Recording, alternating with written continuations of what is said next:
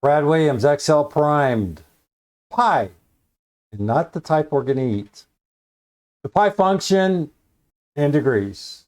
The XL pi function returns the geometric constant p's value pi. In the radian angle system, the value represents a half rotation. Numerous formulas involving the circle, such as the area of a circle, contain the constants. The pi function returns the value of pi to 15 decimal places.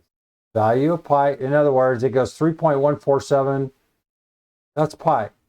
Circumference, the constant p appears in numerous mathematical formulas involving the circle. 2 pi radius is the formula for calculating the circumference of a circle.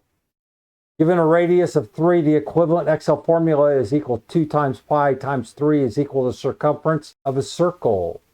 R is equal to 3. Area of a circle?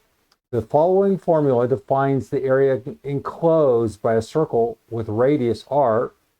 So we have pi radius 2, power 2. We've gone over this before, but this is just a focus on how to incorporate all this. So we have degrees. We have 0. The result is F7 divided by 2. F9 divided by 2. Where's F9? 180. We're just finding degrees. The key thing here is right here. Degrees is 1 times pi for 180. Degrees is 2 times pi for 360. Then we can take everything from those two numbers and determine degrees. If we need to figure out 37 degrees, what do? We take F7 and divide it by 2. Looking strictly at degrees, we can sort of quasi-extrapolate, if you will. We know 180 is degrees 1 times pi, and we know 360 is 2 pi. What are the degrees in between? Aren't they quarter degree increases? 1.25 equals 225.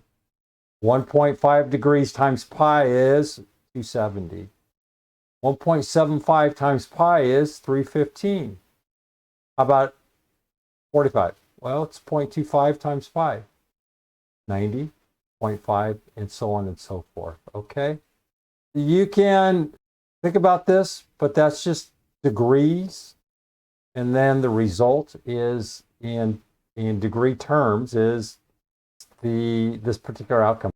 Brad Williams, XL Prime.